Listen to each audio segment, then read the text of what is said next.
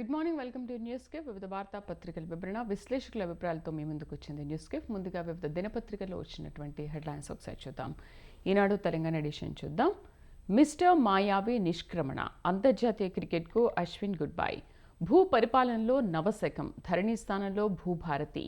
సమస్యలకు పరిష్కారాలను చట్టబద్ధం చేసేలా పలు సెక్షన్లు. భూముల సమాచారం దాచలేరిక, ఎవరైనా ఎక్కడి నుంచైనా వివరాలు చూసేలా ఏర్పాట్లు. ప్రధాని అదానీ కలిసి దేశం పరువును తాకట్టు పెట్టారు. జేపీసీ కోసం అవసరమైతే చలో రాష్ట్రపతి భవన్. ధరణితో భూములు కొల్లగొట్టారు, వాటిని పేదలకిచ్చే విషయాన్ని పరిశీలిస్తాం. ధరణి భూతం వెనుక ఇద్దరు వ్యక్తులు. జమిలీ ఎన్నికలపై 31 మందితో జేపీసీ. లోక్సభ నుంచి 21, రాజ్యసభ నుంచి 10 మంది సభ్యులు. మాటల మంటలు, అంబేద్కర్పై అమిత్ షా వ్యాఖ్యలు కలకలం, క్షమాపణ చెప్పాలని విపక్షాల డిమాండ్. సీఎం ధర్నా విడ్డూరం, కేసీఆర్, రేవంత్ రెడ్డి బొమ్మ బొరుసు లాంటి వారు. కేంద్ర మంత్రి కిషన్ రెడ్డి ధ్వజం. పరిశోధకులకు కరదీపిక, అరసం జాతీయ అధ్యక్షుడికి కేంద్ర సాహిత్య అకాడమీ పురస్కారం. పెనుగొండ లక్ష్మీనారాయణను వరించిన అవార్డు.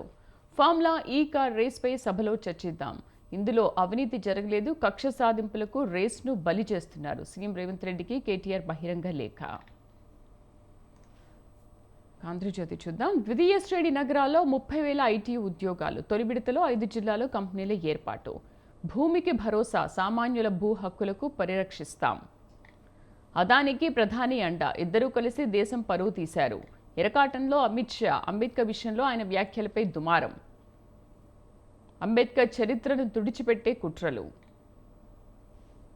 సీఎం రేవంత్ ధర్నా విడ్డూరం, అదానిపై మాట్లాడే నైతిక హక్కు సీఎంకు లేదు. గురుకులాలపై మాటల యుద్ధం. అంబేద్కర్లో ఆ పలికే అర్హత కూడా కాంగ్రెస్కు లేదు. కేంద్ర మంత్రి బండి సంజయ్.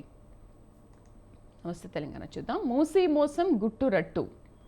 సీలింగ్ భూమి సమర్పయామి, గోడ దూకిన అరికెపూడికి రేవంత్ రిటర్న్ గిఫ్ట్. 1000 కోట్ల విలువైన ప్రభుత్వ భూమి దారాదత్తం. ఫార్ములా ఈపై చర్చిద్దాం, నేను సిద్ధం మీరు సిద్ధమా, ముఖ్యమంత్రికి కేటీఆర్ లేఖ. అంబేద్కర్ అనడం ఫ్యాషన్ అయిపోయింది, ఇన్నిసార్లు దేవుణ్ణి స్మరిస్తే స్వర్గానికైనా వెళ్ళొచ్చు. రాజ్యసభలో హోంమంత్రి అమిత్ షా వ్యాఖ్యలు, దేశవ్యాప్తంగా దుమారం విరుచుకుపడ్డ విపక్షం. రెవెన్యూ రివర్స్, గ్రామాల్లో మళ్లీ బీఆర్ఓల వ్యవస్థ. లగచర్ల రైతులకు బెయిల్.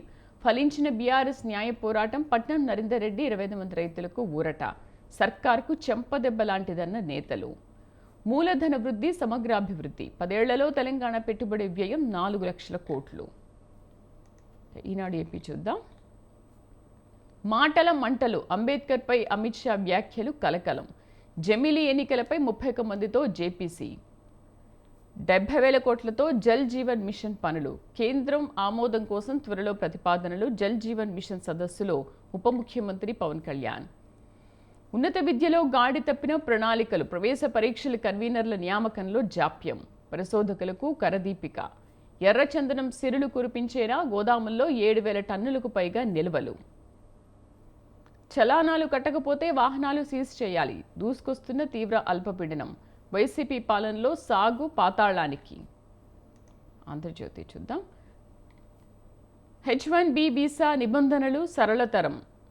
F1ను H1Bగా మార్చుకునే ఛాన్స్. అమెరికా కంపెనీలో విదేశీ నిపుణులను సులభంగా నియమించుకునే అవకాశం. ఫెర్రీని ఢుకున్న నౌకాదళ బోటు, 13 మంది మృతి. ప్రాణాలతో బయటపడిన 101 మంది. ముంబైలో పడవ ప్రమాదం.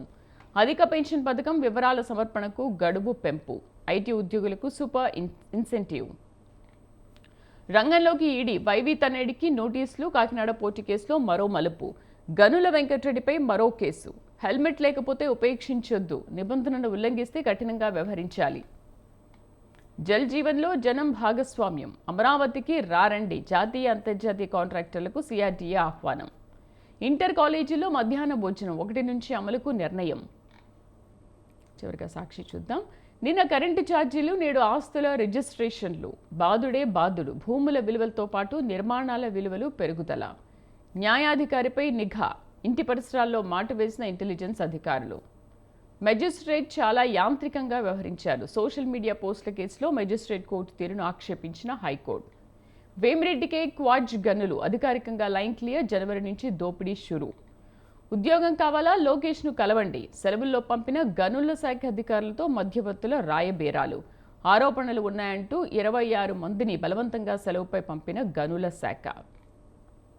బదులివ్వలేకే దుష్ప్రచారం, నా వ్యాఖ్యలను వక్రీకరించారు, కాంగ్రెస్పై అమిత్ షా ధ్వజం.